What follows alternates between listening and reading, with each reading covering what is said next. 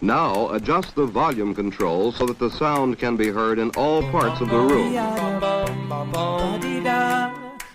This is the Protect Your Assets podcast. Mr. Sandman, You get the idea? bring me a dream. It's on the internet. Make him the cutest that I've ever seen. Go on. Give him two lips like It's like no cheese I've ever and tasted. tell him that his lonesome Here's the nights Sandman. are over, Sandman. The cost of living continues to skyrocket. Everything seems like it's more expensive, doesn't it? With the price of oil going up, what should you do right now to combat inflation before it literally eats you alive? Well, today we're going to talk about that and so much more. Good morning. This is Protect Your Assets, and I am David Hollander, also known as the Sandman. You hear the jingle. A lot of people around here, they call me that because I help my listeners sleep well at night by answering your most troubled tax, legal, or financial questions each week. Have you seen some of these headlines? There's a lot been going on in the world, has there not? This is from Chairman Powell. You know who he is. He's the head of the Federal Reserve. He said, quote, "Inflation is too high," end quote. And this just came out this past week from the International Monetary Fund, the IMF. Quote, "Inflation, prices are on the rise," end quote. So these headlines should raise a big red flag for anyone who's invested in the market today, especially if you're retired or getting close to it. Well, why is that? Well, sure, CDs and bank accounts are paying a lot more than they used to, but with inflation running double what you can earn at the bank, it's that much harder to get ahead. So what can you do to protect yourself and take action now before it's too late? Well, stick with me for the entire show today as we talk about 5 methods you can use right now to preserve your savings from inflation. You can't afford to miss this show, so stick around now. Let's get started.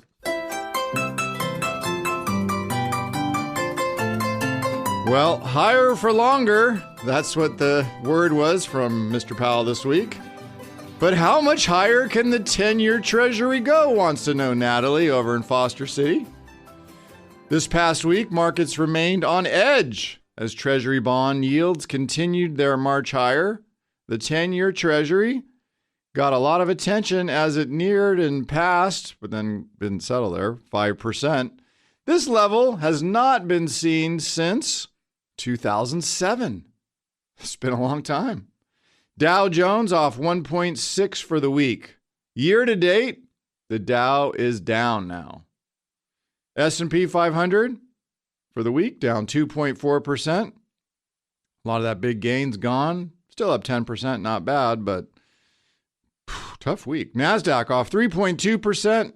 EFI Index, International Index, off 1.7%. 10-year Treasury closed at 4.91. And oil, that's going to be the story. $88.28 a barrel. Year to date up 10%. So what is going on? Why are bonds, the yields on bonds for the year down 3.1% in terms of value, not yield? So let's start out with the economy. It is doing well overall. And why is that? Well, as you know, once a month we talk about the Big Five. The Big Five scoreboard that I follow, which tells me, are we going to have a hard or a soft landing? And those things are the ISM Manufacturing Index. How much stuff are we making? Services Index. Who's working? Retail sales. What's going on with the consumer? Business spending, followed by the NDC GXA. And last, jobs, jobless claims. So all these numbers are what we take a look at. Now, only one of them this past month is flashing hard landing. And why that's important is because that's what's going to drive this market. So let's step back and let's look at them, of the indexes that we follow. So right now, there are no real signs that the U.S. consumer is spending any less. This last month, we saw consumers spend $613 billion. That's a healthy number. The consumer is still spending, and that's very strong. Now, businesses as well. Corporates are still spending, and their commentary about what's going on is that the economic growth looks pretty good. It's not impacting their spending and their businesses, and so that's good news.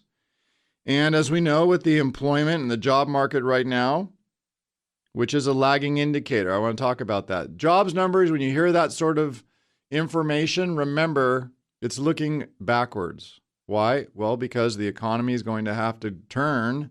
People have to start getting laid off, fired, that sort of thing, once we're in a recession. So usually when we hear that news, it's kind of too late. Anyway, that still looks pretty good overall. So you might say the economy is a little long in the tooth right now. The ISM Manufacturing Index, that's the only one that's negative right now, under 50 at 49, so just barely there, but still under 50, meaning that manufacturing slowing down a little bit. So overall, that looks pretty good. The economy looks pretty good. So this past week, Chairman Powell spoke, and of course that was important. And Ted asked me a question from Mountain View. Ted said, "Hey, Mr. Sandman, why didn't Powell's comments cause the stock market to rally?" That's an excellent question. Because if you really look at what Chairman Powell said Thursday, why didn't it spark a rally in the stock market? In fact, the reverse happened. Well, so here's what he said. He said, and again, I'm going to quote, "If Treasury yields stay this high, then the Fed likely won't hike interest rates," end quote. So when you listen to that or hear that on the surface, that seems not so hawkish anymore. Because Powell didn't say that they're going to keep raising rates. But his commentary wasn't strong enough. And it just hedged a little bit. And so basically it said if Treasury yields decline, then the Fed could hike rates. But if it doesn't, then the market's kind of doing its job for them. Essentially what he said. And he reiterated that he didn't think rates, here we go, were too high, and that rates will need to stay higher for longer. That's going to be the term you're going to hear over and over again. You're going to feel it when you go borrow money or you're getting short-term loans. You're going to pay more money. It's just that simple, and that's going to slow things down. So what does it mean for markets overall? Well, it means that there's a couple things that you have to pay attention to. So there's some risks out there I want to talk about. And then I'll wrap up with what it means for the market. So first and foremost, the risks. Well, first and foremost, the political situation. As you heard, Jordan didn't make it. They kicked him out. So at this point, he's still active, but he's not running for the seat anymore. So we don't know what's going to happen. This next week, we'll see who's going to get nominated. We'll see what's going to happen. But the bottom line is, in less than 30 days, if they don't get their act together, the government's going to run out of money again. And if you missed my market segment where I talked about what that means and what can happen, go back and listen to the podcast a couple of weeks ago where I cover that. All right, enough of that. Next, Middle East. This is going to be interesting. The Hamas attacks on Israel 2 Saturdays ago and future Israeli response has definitely been dominating the news. So I want to provide a little bit of insight this morning on what this means for the markets. I'm going to say that again, for the markets. I'm not going to spend time talking about the tragedy, of course, because innocent civilians should never be taken, period. The market is focused on economics. So in this situation, the market views it through the lens of the energy commodity, particularly oil. Now, you may remember a couple years ago when I was talking about Ukraine, Russia. And at that time, we were talking about gas. No. Yes. And you're funny. Anyway, you follow what I'm saying. It's about oil. So for Israeli-Hamas conflict, anything that occurs that the market thinks might reduce the supply of oil is going to push oil prices higher and stocks lower. You saw that point blank on Thursday. We had some news out of there. It looked like it was escalating. What happened to the market? Down. Oil went over $90 a barrel. So stay tuned for this, because what we're looking at right now, as I've been talking about, is the break on the S&P 500 below 4250. And we just saw it. We just broke it. We closed at 4224. So 4250 was a support level. What's next? Write it down. 4088. That's the next support level. And the way you're going to track what's going on over there, despite what the news says, is follow the price of oil each day, because that will be your barometer on what's going on and how much farther this will expand into. What comes next? Well, as stated, with Powell signaling a potential end to rates, but no end to the Fed's hawkish stance in sight. That means that the economic data going forward, unless, again, there's one of these outside tailwinds I'm talking about, is going to show us whether the economy still is positive, or if the reverse is happening and growth starting to stall and fall the other way, which could either be stagflation or a recession again. And so the things we want to pay attention to going forward, next Tuesday's October PMI and next Friday's core PCE or inflation index. Those are going to be the next important data points we'll look at next week. And then really the week of October 29th, I know it's Halloween coming up, but also it's going to be a big key for markets. Why? I mentioned the ISM manufacturing and ISM services. Both of those indexes have to remain the same or stay a little better. Or if they slip the other way, that means that things are becoming less stable. And that's where we could have a problem, particularly on the service side. And then we're going to have the Fed talking again. That'll be a decision that time. They get to get another shot at everything. And, of course, we have the jobs report. So we have to pay attention to all those things. And, again, if S&P breaks down below 4088, hang on. All right, here we go. When I come back, what is the one thing you can do right now to fight inflation and save more money? Find out. You're listening to the Protect Your Assets show. I am David Hollander, the Sandman. We'll be right back.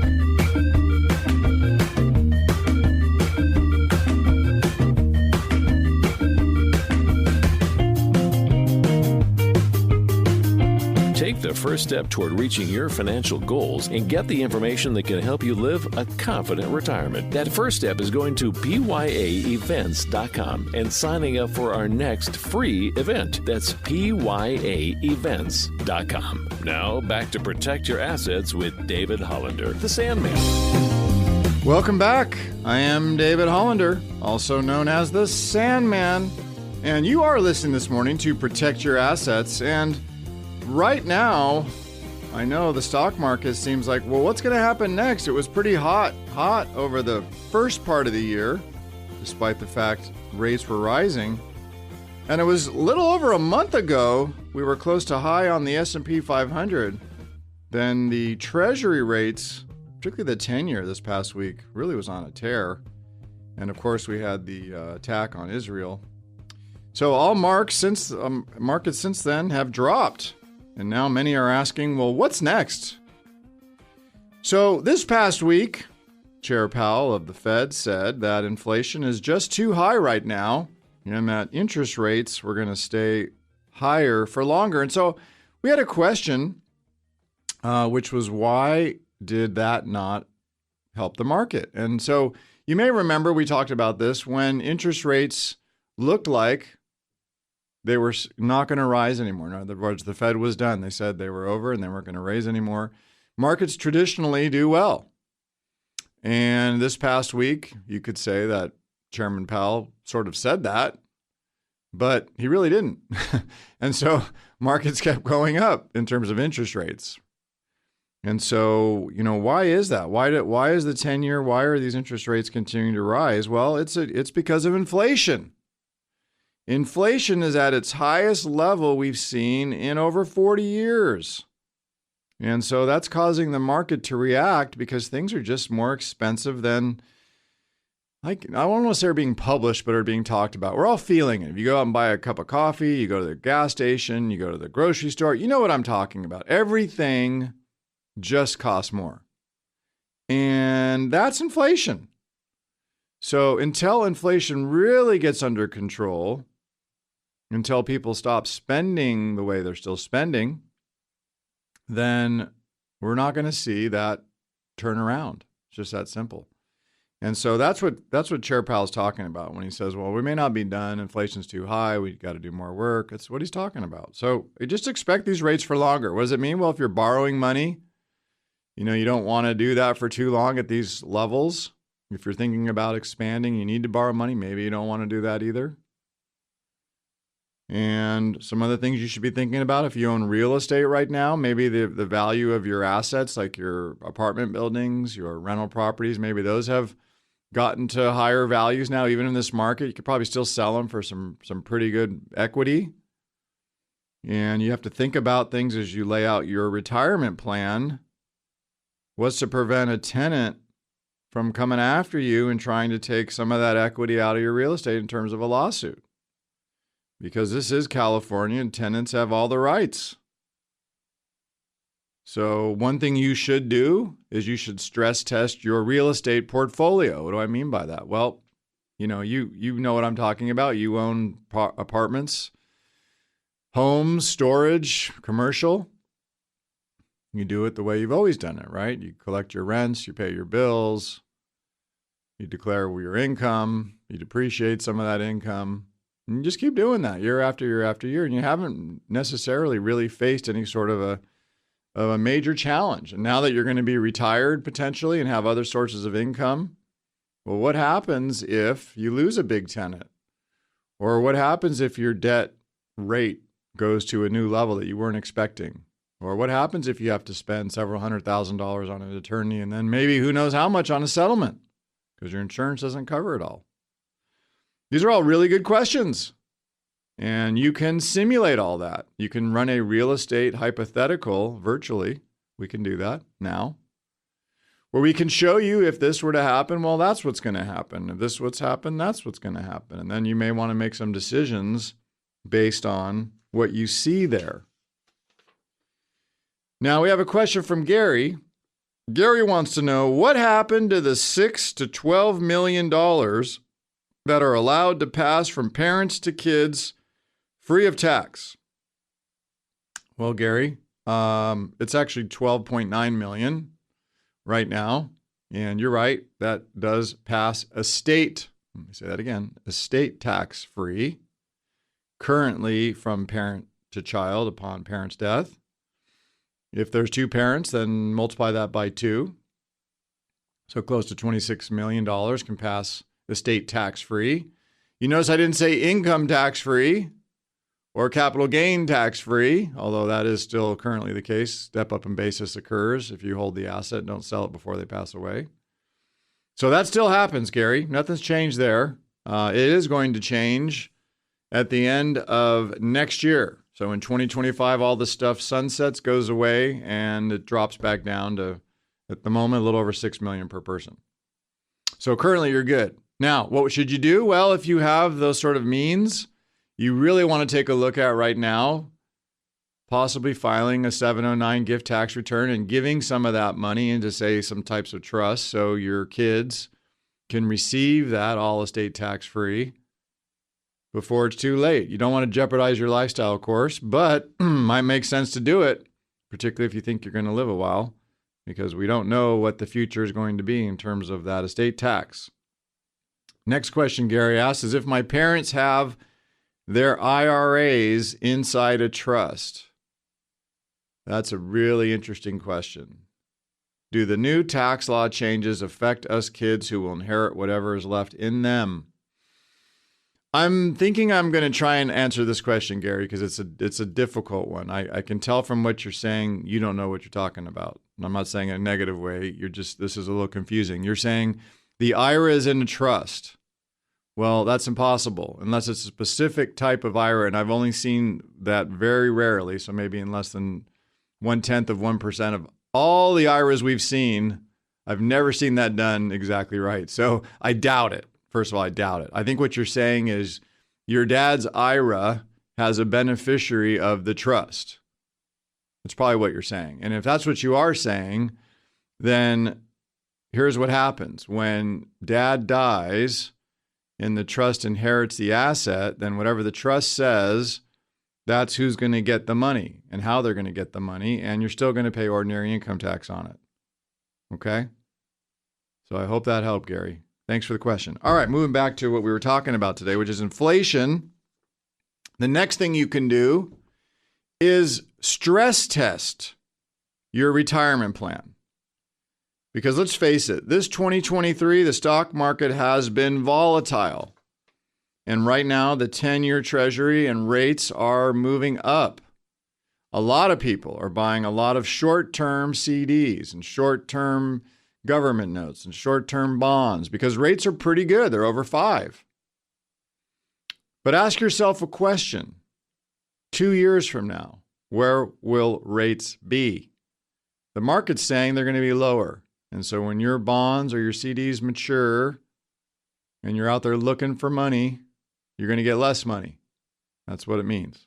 So how would your retirement income, now I'm just talking about income, how is it going to hold up when these sort of things happen in the future? If the stock market decides not to do so well for a few years, or we have another recession because the Fed just didn't get it right, which is possible. When you look at statistics, they have never been able to orchestrate a soft landing. Go back and check it out. It's never happened. So, this is great. It's working so far, but I look at history a lot. What would the effect on your retirement be if now all of a sudden you and your spouse live longer than you expected? Because if you are a 65-year-old couple today and you're together, one of you is going to make it past 92. I hate to give you statistics, but those are the numbers. So if one of you goes 93, 94, 95, 97, 98, right? What's that going to look like? Well, you can get an idea of the impact of these situations by doing the following. And I encourage you to do this right now. Stress test your retirement plan. What am I talking about? Well, we have a retirement plan with the guidance of our CPAs and attorneys and CFPs on staff. Yep, we have all 3 here. We're different. And what we do is we simulate these types of scenarios and give you real-life answers, real time, so you can see what's going on. Now, I'm not talking about Monte Carlo. Maybe you've heard about Monte Carlo. I'm not talking about the Formula One town with the casino. No, James Bond, all that kind of stuff. No, I've been there. It's cool, but we're not talking about Monte Carlo. What's Monte Carlo? Monte Carlo is a test where they run random different markets through a computer against your portfolio to show what it could do. No, we don't do that. We use I call it the portfolio MRI system. And then we take that information and we bake that into your simulator of your life to see if we had another pandemic or we have another 2008. God forbid, hope not. What will happen to your income?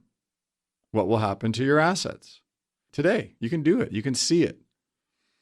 If the tests indicate your plan may be vulnerable, well, then you can adjust before it happens. And so you may do things, if that's the case, of doing some now Roth conversions because taxes may be going up in the future. You may look at trying to get some sort of guaranteed income for life from some different insurance companies that provide these sort of things. You may look at hard assets or alternative assets to protect your portfolio from the market. There are all sorts of things that are available. You just have to know what to look for. So if you want to know what you're missing out on, if you haven't stress test these things or looked at these things or see what alternatives are available, never heard of what I'm talking about before, then you need to take action right now. You need to pick up the phone and give me a call. Call this number, 866-PROTECT. 866-PROTECT. Isn't that an easy number? 866-PROTECT. Protect what you've worked so hard for. Call my team. We're here right now. We're local. We'd be happy to talk to you. Absolutely complimentary. Call us right now. 866-PROTECT. Find out what you are missing out on. Coming up next, it is time for our popular They Say segment, where they say owning gold is a great method for preserving your retirement savings from inflation. And later in the show, we will be talking about what you can do right now to defend yourself against inflation on your dollar. There's so much more coming up. Remember, it pays you to stick with us here. I am David Hollander, the Sandman. We will be right back.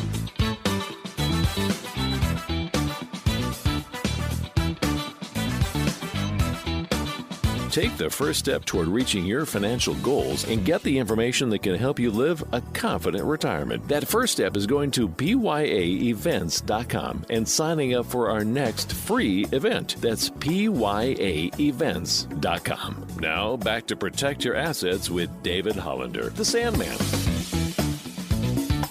Welcome back. I am David Hollander, also known as the Sandman, and you are listening to Protect Your Assets this morning. So the most recent economic readings show that inflation is at an all-time high, and it's costing more and more to eat, gas up your car, maintain your lifestyle. If you're traveling or going to hotels, you know what I'm talking about. So this is now affecting the stock market as interest rates keep rising on the 10-year Treasury in particular. And this past week, that got the attention of the Fed, who said that inflation is here to stay for longer than expected, and it's still too high. So if you're retired or soon to be retired, this can have a huge impact on you. And so the good news is there is something you can do about it. So today I'm here to help you protect your portfolio and your retirement lifestyle as I share a few ways to inoculate your retirement plan from inflation. Now it's time for one of our fan favorite parts of the show, and I'm looking forward to this one, our They Say segment, where we debunk common myths, half-truths, and sometimes just bad advice that they say. Who are they? What do they know that I don't? And what are they saying this week? Here's David Hollander, the Sandman's answer. All right, so here's one that they say. They say that in an inflationary environment, you should own gold in your portfolio. Is that always a good idea? No, it's not. You shouldn't buy gold as an inflationary hedge. Here's why. Because simply, it's not that good at it. Everyone's stuck back in the 70s where that made sense because it just happened to work out that way. But if you go back and look between 1980 and 2000, the price of gold lost over 40% of its value, while the CPI, that's the Consumer Price Index, measure of inflation, rose nearly 120%. Also, look at what's happened over the last year. Overall, gold has dropped, except for recently because of global instability. But overall, the price is down, and what's happened to inflation? It's still around, according to everything you read and look at and spend and pay. So there's plenty of data to read out there which shows that there's nothing intrinsic to gold that ties the price movements to inflation. So check it out. But the reality is the vast majority of the gold price is determined by, you guessed it, speculation investors. The jewelry market, industrial end users, gold mining output? Nope. If investors are bullish, then the price of gold typically rises. If investors are bearish or see better opportunities somewhere else, price of gold falls. It's really that simple. So one of the best things you can do right now to decrease your risk is to take a look at your equity exposure. I've been talking about this for a while. And you may want to take a look at some alternatives. Like what? Well, I talked about short-term CDs, short-term fixed income, but also right now, 10-year treasuries. We haven't seen rates like this since 2007. Think about that. What was going on in 2007? Remember? All the real estate prices were inflated because all that free money, basically. I mean, everything blew up. So you could sell stocks right now that maybe you've still made some money on, even though the market's down, pay your capital gain. Hopefully it's long term. And then put some money into alternatives. There are things, which I'll talk about in the next segment, which provide some pretty strong rates of return. I'm talking the 6%ers. And you can lock those in for a number of years. And so by allocating some of your dollars into things that generally carry less risk, what do? Well, you protect your downside when things get out of hand. I talked about this at the start. I've been saying that if the S&P 500 closed below 4250, then we had a problem coming. And we closed at 4224 on Friday. Now the key is it going to sit there? Is it going to bounce back up in the short term? Or are we going to fall down further, which next stop point, next support level, 4088. Do you know what the worst bear market has been in U.S. history? The bear market from September of 1929 to June of 1932 resulted in 86.2% loss for the S&P 500. They say the market always comes back, right? Well, it does, but the question is, how long will it take? You would have had to wait until 1954 to break even from the bear market that began in 1929. That's 25 years. Do you have 25 years to recover?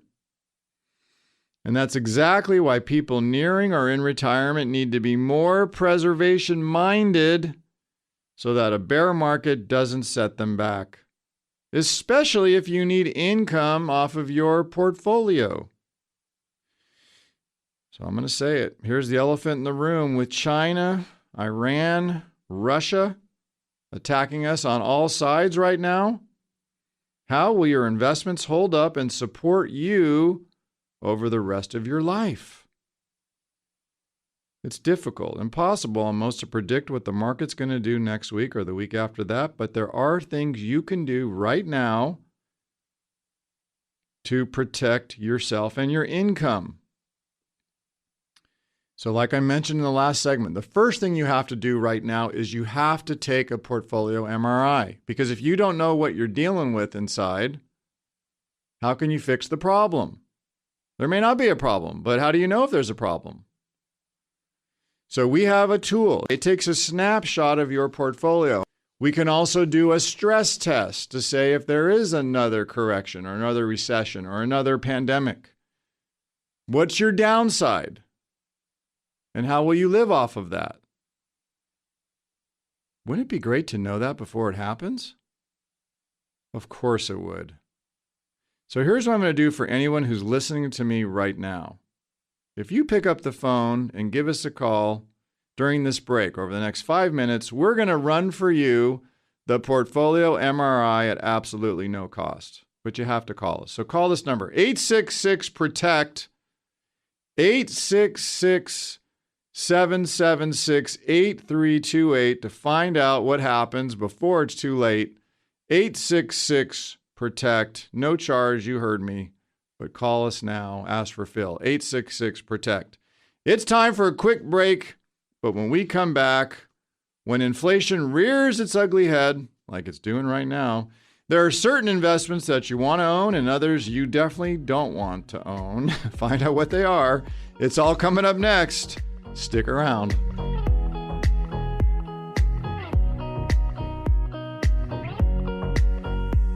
If you missed any of Protect Your Assets with David Hollander, all you have to do is go to pyaradio.com where you can download or listen to our latest shows for free. Just go to pyaradio.com on your computer or mobile device when it's most convenient for you. That's pyaradio.com. Now back to Protect Your Assets with David Hollander, the Sandman. Welcome back. I am David Hollander, also known as the Sandman. And you are listening to Protect Your Assets right now. And you should be trying to protect your assets right now when inflation is running at a 40-year high and things just continue to cost so much more. So when inflation rears its ugly head like it's doing right now, there are certain investments that you want to own and others you definitely don't want to own. And so what are those? Well, right now, tech, gold, junk bonds. Those are things you should probably be getting out of, or hopefully you're already out of them. But what should you be transitioning into? Well, I talked a little bit about alternatives in the previous segment. A surefire way to reduce your market risk and protect yourself and your income is to create a pension, your own pension. And you can do that by using what's called a fixed indexed annuity. By taking and positioning a part of your portfolio to create a guaranteed, by the insurance company, stream of income that helps you pay the bills monthly for as long as you live, with hopefully some sort of an inflation factor tied to it, can help you maintain that purchasing power even when the market's going to do what it's going to do. Recently, we took a look at a policy that was in place. It had an S&P 500 cap of 3% because rates were so much lower so much longer ago. This particular couple were thinking about income in 6 years from now when they were getting close to taking their RMD. So we were able to find them a 10% bonus, which essentially took what they had even after a surrender charge and made it positive on the other end of the spectrum. So now they're going to start out with about $800,000 as opposed to $689,000. And the way this one works has an S&P 500 cap of 6% per year. So if the S&P 500 goes up 6, well, they get 100% of that 6% credited to their account. And then that will translate into income each and every year they're alive, even if they burn through all that principal over their lifetime, because you could do a joint life for both spouses. So the longest of you to live. Remember, I was talking earlier about 65-year-old couple together today. One of you is going to live past 92. Wouldn't it be nice to have that income each and every month for as long as you live, growing with some sort of inflation COLA? Of course it would. You can design this. So this couple now has a much better chance of making more. They start out with a higher balance, and in 6 years, they're going to have a decent return on that total piece of their portfolio. But more importantly, if they live longer than they think, because in this case, her mom lived to be 98, and she's wondering about that. Could she make it to 98? She's in her 60s now, low 60s, but if she goes another 30 years, right, will the money last? Well, it might not. If you don't have any sort of protection or any sort of guarantee backing it, it may not be there when you need it to be. And so this income stream that's going to pay out monthly for as long as the last of them lives is certainly better than what they were doing before they even learned about this. Why is that? Well, we're in an environment right now where rates are high. And so these sort of alternative products are based off of those rates. And so we're in an environment right now, much like when you would refinance your house a couple of years ago. This is the time right now to be refinancing because rates are that good. Make sense? Good. There's so much to stay on top of financially, isn't there? You think your portfolio is diversified, but is it really? The truth is, it doesn't have to be complex, confusing, because with a simple phone call, you can know if you're on the right track or not. Recently, we talked to another person who wanted to retire in December. He found out that he had way more risk in his account than he really wanted, particularly given the fact he wanted to stop working at the end of December and January next year be free to do whatever he wants to do, which is travel in his case. 866-PROTECT. It never hurts to get a second opinion. Think about it. If you're in your 50s, you probably will live another 40 years. Don't you think spending 15 minutes of time is worth 40 years of peace of mind? Of course it is. 866-PROTECT. Pick up the phone and give us a call. Find out what you don't know.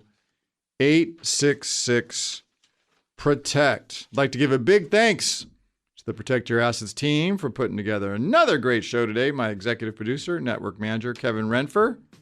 And of course, all my fabulous producers back there doing all the work. Raph, Cam, Adrian, Phil.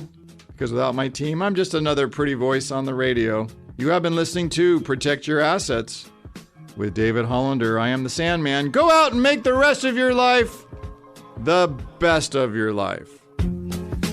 Investment advisory services are offered through Liberty Wealth Management, a registered investment advisor. This podcast is for informational purposes only and should not be relied upon as a basis for investment decisions. The strategies mentioned are not suitable for everyone. The information expressed does not consider your specific situation or objectives and may not be appropriate for all investors. Past performance is not indicative of future results. To better understand the risk associated with investing and how it reacts to different market conditions, listeners should always consult with their qualified investment professionals, financial advisors, legal or tax specialists, and conduct their due diligence before making any financial decisions or taking any action. The legal information provided on the air is not intended to substitute for callers hiring their lawyers to advise them about personal legal matters. Investments involve risk and, unless otherwise stated, are not guaranteed. Liberty Group LLC paid for the following program, and the host's views and opinions do not represent those of the station or its ownership. California Life Agent number 048569. Persons engaging the services of one affiliate of Liberty Group LLC companies should be aware that each company is operated separately. You're listening to the Protect Your Assets Radio Network.